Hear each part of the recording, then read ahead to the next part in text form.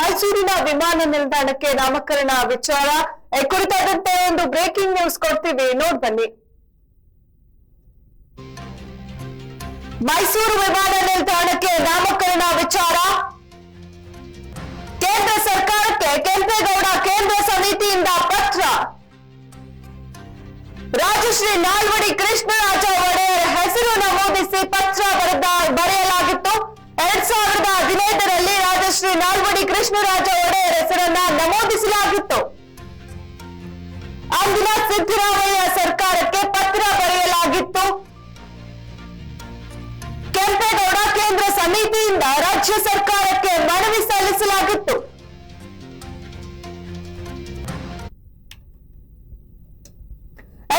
ಮೈಸೂರಿನ ವಿಮಾನ ನಿಲ್ದಾಣಕ್ಕೆ ನಾಮಕರಣ ವಿಚಾರಕ್ಕೆ ಕೇಂದ್ರ ಸರ್ಕಾರಕ್ಕೆ ಕೆಂಪೇಗೌಡ ಕೇಂದ್ರ ಸಮಿತಿಯಿಂದ ಪತ್ರವನ್ನ ಬರೆಯಲಾಗಿತ್ತು. ರಾಜಶ್ರೀ ನಾಲ್ವಡಿ ಕೃಷ್ಣರಾಜ ಒಡೆಯರ್ ಹೆಸರನ್ನ ನಮೂದಿಸಿ ಪತ್ರವನ್ನ ಬರೆಯಲಾಗಿತ್ತು. 2015ರಲ್ಲಿ ರಾಜಶ್ರೀ ನಾಲ್ವಡಿ ಕೃಷ್ಣರಾಜ ಒಡೆಯರ್ ಹೆಸರನ್ನ ನಮೂದಿಸಿ ಪತ್ರವನ್ನ ಕೇಂದ್ರ ಸರ್ಕಾರಕ್ಕೆ ಬರೆಯಲಾಗಿತ್ತು. ಅಂದಿನ ಸಿದ್ದರಾಮಯ್ಯ ಸರ್ಕಾರಕ್ಕೂ ಕೂಡ ಪತ್ರವನ್ನ ಬರೆಯಲಾಗಿತ್ತು. ಕೆಂಪೇಗೌಡ ಕೇಂದ್ರ ಸಮಿತಿಯಿಂದ ಇದು ರಾಜ್ಯ ಸರ್ಕಾರಕ್ಕೆ ಮನವಿ ಸಲ್ಲಿಸಲಾಗಿತ್ತು. ಮೈಸೂರಿನ ವಿಮಾನ ನಿಲ್ದಾಣಕ್ಕೆ ನಾಮಕರಣ ಮಾಡುವ ವಿಚಾರವಾಗಿ ಹಲವು ಹೆಸರುಗಳು ಈಗ ಕೇಳಿ ಬರ್ತಾ ಇದೆ. ಆದ್ರೆ 2015ರಲ್ಲೇ ಬೆಂಗಳೂರು ನಿರ್ಮಾಪಕ ಕೆಂಪೇಗೌಡ ಕೇಂದ್ರ ಸಮಿತಿಯಿಂದ ರಾಜ್ಯ ಸರ್ಕಾರಕ್ಕೆ ರಾಜಶ್ರೀ ನಾಲ್ವಡಿ ಕೃಷ್ಣರಾಜ ಒಡೆಯರ್ ಹೆಸರನ್ನ ನಮೂದಿಸಿ ಪತ್ರವನ್ನ ಬರೆಯಲಾಗಿತ್ತು. ಅಂದಿನ ಸರ್ಕಾರ ಯಾವುದೇ ನಿರ್ಧಾರಕ್ಕೆ ಬಂದಿಲ್ಲ. ಸರ್ಕಾರ ಈಗ ಮತ್ತೊಂದು ಹೆಸರನ್ನ ಇಡಲು ಮುಂದಾಗ್ತಾ ಇದೆ. ಈ ಬಗ್ಗೆ ಕೆಂಪೇಗೌಡ ಕೇಂದ್ರ ಸಮಿತಿ ರಾಜ್ಯ ಸರ್ಕಾರಕ್ಕೆ ಬರೆದಿದ್ದ ಪತ್ರ ದಾಖಲಾತಿಗಳನ್ನ ಈಗ ಬಿಡುಗಡೆ ಮಾಡಿದೆ.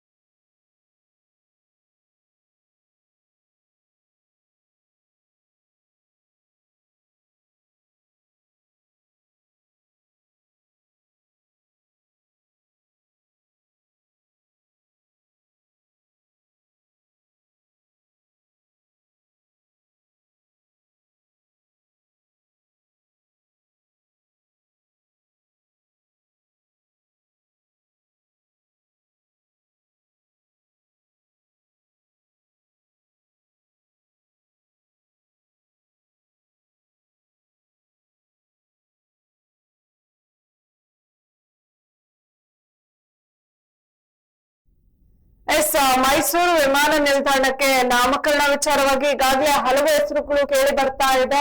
ಈ ಕುರಿತಾದಂತೆ ಕೇಂದ್ರ ಸರ್ಕಾರಕ್ಕೆ ಕೆಂಪೇಗೌಡ ಕೇಂದ್ರ ಸಮಿತಿ 2015ರಲ್ಲೇ ಪತ್ರವನ್ನ ಬರೆದಿದೆ. ಈ ಕುರಿತಾದಂತೆ ಹೆಚ್ಚಿನ ಮಾಹಿತಿಯನ್ನ ನೀಡಲು ನನ್ನ ಸಹೋದ್ಯೋಗಿ ಗಿರಿಧರ್ ನನ್ನೊಟ್ಟಿಗಿದ್ದಾರೆ. ಗಿರಿಧರ್, ನಾಲ್ವಡಿ ಕೃಷ್ಣರಾಜ ಒಡೆಯರ್ ಹೆಸರು ಕೂಡ ಈಗ ಕೇಳಿ ಬರ್ತಾ ಇದೆ. ಮೈಸೂರಿನ ವಿಮಾನ ನಿಲ್ದಾಣಕ್ಕೆ ನಾಮಕರಣವನ್ನ ಮಾಡಲು ಈ ಕುರಿತಾದಂತೆ ಹೆಚ್ಚಿನ ಮಾಹಿತಿ ಏನೇನು ಲಭ್ಯವಾಗ್ತಾ ಇದೆ ಈ ಕ್ಷಣಕ್ಕೆ? ಪ್ರಮುಖವಾಗಿ ಏನು ಅಂತ ಹೇಳಿದ್ರೆ ಇದು ಕಳೆದ ಬೆಳಗಾವಿ ಅಧಿವೇಶನದಲ್ಲಿ ಒಬ್ಬರು ಕಾಂಗ್ರೆಸ್ ಶಾಸಕರು ಇದನ್ನ ಇಲ್ಲಿ ಮೈಸೂರಿನ ಏರ್ಪೋರ್ಟ್ ಗೆ ಟಿಪ್ಪು ಹೆಸರನ್ನು ಇಡಬೇಕು ಅಂತ ಹೇಳಿ ಒಂದು ಹೇಳಿಕೆ ನೀಡ್ತಾರೆ. ಆ ಭಾಷಣ ಚರ್ಚೆ ಆಗುತ್ತೆ ಅಲ್ಲಿ. ಆಗ ಆ ಸಂದರ್ಭದಲ್ಲಿ ಬಿಜೆಪಿ ಅವರು ಕೂಡ ಆಕ್ರೋಶವನ್ನು ವ್ಯಕ್ತಪಡಿಸ್ತಾರೆ. ಹಾಗಾಗಿ ಈ ವಿಚಾರವಾಗಿ ಈಗ ಹೆಸರು ನಾಮಕರಣ ಮಾಡುವಂತದ್ದು, ಏರ್ಪೋರ್ಟ್ ಗೆ ನಾಮಕರಣ ಮಾಡುವಂತ ವಿಚಾರವಾಗಿ ಅದು ತಾರಕಕ್ಕೆ ಏರಿರುವಂತದ್ದು. ಏನಂತಂದ್ರೆ ಮೊದಲಿಂದಲೂ ಕೂಡ ಇಲ್ಲಿಗೆ ಮೈಸೂರಿನ ನಿರ್ಮಾತೃ ಏನಿದ್ದಾರೆ ರಾಜಶ್ರೀ ಒಡೆಯರ್ ಏನಿದ್ದಾರೆ ಅವ್ರ ಹೆಸರನ್ನೇ ಇಡಬೇಕು ಅಂತ ಹೇಳಿ ಹಿಂದೆ ಹಿಂದೆ ಅಂದ್ರೆ ಹಿಂದಿನ ಸಿದ್ದರಾಮಯ್ಯ ಸರ್ಕಾರ ಇರುವಾಗಲೇ ಕೂಡ ಈ ಕೇಂದ್ರ ಸರ್ಕಾರಕ್ಕೆ ಕೆಂಪೇಗೌಡ ಅವರ ಹೆಸರು ಕೆಂಪೇಗೌಡ ಕೇಂದ್ರ ಸಮಿತಿ ಅಂತ ಹೇಳಿ ಒಂದಿದೆ, ಆ ಸಮಿತಿ ಅವರು ಒಂದು ಶಿಫಾರಸನ್ನು ಮಾಡಿದ್ರು. ಆದ್ರೆ ಇದ್ರ ಬಗ್ಗೆ ಇಲ್ಲೂ 2015 ನಡೆದಿರುವಂತ ಚಟುವಟಿಕೆ ಆದ್ರೂ ಕೂಡ ಇಲ್ಲಿವರೆಗೂ ಕೂಡ ಯಾವುದೇ ಒಂದು ಬೆಳವಣಿಗೆಗಳು ಕಾಣಿಸ್ತಾ ಇಲ್ಲ. ಇಲ್ಲಿವರೆಗೂ ಕೂಡ ಮೈಸೂರು ಏರ್ಪೋರ್ಟ್ ಅಂತಾನೆ ಮಾತ್ರ ಅದನ್ನು ಕರೀಲಾಗ್ತದೆ. ಈಗ ಹಿಂದೆ ಮಂಡಕಳ ಏರ್ಪೋರ್ಟ್ ಅಂತ ಕರೀಲಾಗ್ತಿತ್ತು, ಮತ್ತೆ ಈಗ ಮೈಸೂರು ಏರ್ಪೋರ್ಟ್ ಅಂತ ಸದ್ಯ ಕರೀಲಾಗ್ತದೆ. ಅದಕ್ಕೆ ಈಗ ಹೊಸ ನಾಮಕರಣವಾಗಿ ಒಡೆಯರ್ ಹೆಸರಿಡಬೇಕು ಅನ್ನೋದು ಬಲವಾಗಿ ಕೇಳಿ ಬರ್ತಿರುವಂತ ಕೂಗು ಇದು. ಆದ್ರೆ ಇದನ್ನ ಈಗ ಏಕಾಏಕಿ ಅದು ಟಿಪ್ಪು ಅನ್ನೋ ಹೆಸರನ್ನು ಬಂದಿರೋದಕ್ಕೆ ಈಗ ಒಂದು ಆಕ್ರೋಶ ವ್ಯಕ್ತ ಆಗ್ತಿರೋದು. ಅದಕ್ಕೆ ಅಲ್ಲದೆ ಬೇರೆ ಬೇರೆ ಹೆಸರುಗಳು ಕೂಡ ಕೇಳಿ ಬರ್ತಾ ಇದೆ. ಅದ್ರಲ್ಲಿ ಪ್ರಮುಖವಾಗಿ ಏನು ಅಂತ ಟಿಪ್ಪು ಹೆಸರು ಬಂದಿರೋದೇ ಈಗ ತೀವ್ರ ವಿರೋಧಕ್ಕೆ ವ್ಯಕ್ತವಾಗ್ತಿರೋದು ಅನುಷ. ಎಸ್, ಈಗ ಕೇಂದ್ರ ಸರ್ಕಾರಕ್ಕೆ ಪತ್ರವನ್ನ ಬರೆಯಲಾಗಿತ್ತು ಈಗ ನಾಲ್ವಡಿ ಕೃಷ್ಣರಾಜ ಒಡೆಯರ್ ಹೆಸರನ್ನ ಇಡುವಂತೆ. ಆದ್ರೆ ಕೇಂದ್ರ ಸರ್ಕಾರ ಯಾಕೆ ಯಾವುದೇ ತೀರ್ಮಾನಕ್ಕೆ ಬಂದಿಲ್ಲ? 2015 ಪತ್ರವನ್ನ ಬರೆಯಲಾಗಿದ್ರು ಕೂಡ ಇದುವರೆಗೂ ಯಾಕೆ ಯಾವುದೇ ತೀರ್ಮಾನಕ್ಕೆ ಕೈಗೊಂಡಿಲ್ಲ ಕೇಂದ್ರ ಸರ್ಕಾರ? ಅನ್ಸ ಏನಂತಂದ್ರೆ ಇದನ್ನ ಒಂದು ಕಮಿಟಿಯನ್ನ ರಚನೆ ಮಾಡ್ಬೇಕಾಗುತ್ತೆ. ಇದನ್ನ ಇದು ಎರಡು ಕಮಿಟಿ ಅಂದ್ರೆ ರಾಜ್ಯ ಮತ್ತು ರಾಜ್ಯ ಸರ್ಕಾರ ಮತ್ತು ಸ್ಥಳೀಯರ ಅಭಿಪ್ರಾಯಗಳನ್ನೆಲ್ಲ ಸಂಗ್ರಹ ಮಾಡಿ ಇದು ಮಾಡುವಂತ ಒಂದು ಕೆಲಸ ಇದು. ಇಲ್ಲಿವರೆಗೂ ಕೂಡ ಅದ್ರ ಬಗ್ಗೆ ಒಂದು ಯಾಕೆ ಈ ರೀತಿ ವಿಳಂಬ ಆಗಿದೆ ಅನ್ನೋದು ಗೊತ್ತಿಲ್ಲ. ಆದ್ರೆ ಇದು ಈಗ ಇದನ್ನ ಪುನಃ ತಾರಕಕ್ಕೆ ಏರ್ತಾವಾಗಿರುವಂತದ್ದು, ಅಂದ್ರೆ ಟಿಪ್ಪು ಹೆಸರು ಬಂದ ನಂತರ ಈ ತಾರಕಕ್ಕೆ ಏರಿರುವಂತದ್ದು. ಇನ್ನೊಂದು ಸದ್ಯದಲ್ಲಿ ಒಂದು ಹೆಸರನ್ನ ನಾಮಕರಣ ಮಾಡಬಹುದು ಅಂತ ಹೇಳಲಾಗ್ತಾ ಇದೆ. ಆದ್ರೆ ಸಿದ್ದರಾಮಯ್ಯ ಅವರು ಕೂಡ ಒಂದ್ಸಲ ಹೇಳಿದ್ರು ಒಡೆಯರ್ ಹೆಸರು ಇಡುತ್ತೆ ಸೂಕ್ತ ಅಂತಾನು ಕೂಡ ಹೇಳಿದ್ರು. ಆದ್ರೆ ಈಗ ಏಕಾಏಕಿ ಈ ಟಿಪ್ಪು ಹೆಸರು ಮಧ್ಯದಲ್ಲಿ ಬಂದಿರೋದ್ರಿಂದ ಈಗ ವಿವಾದ ಪುನಃ ಮತ್ತೆ ಮುಗಿಲೆದ್ದಿದೆ ಅನುಷ.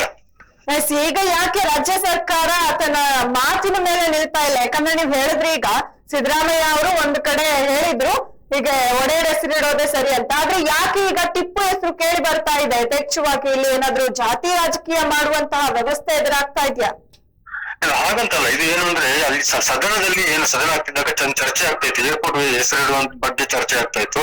ಆ ಸಂದರ್ಭದಲ್ಲಿ ಈ ರೀತಿಯ ಒಂದು ಹೇಳಿಕೆ ನೀಡಿದ ಅಂದ್ರೆ ಅವ್ರದೇ ಪಕ್ಷದ ಶಾಸಕರೊಬ್ರು ಈ ರೀತಿಯ ಒಂದು ಹೇಳಿಕೆ ನೀಡಿರುವಂತದ್ದು.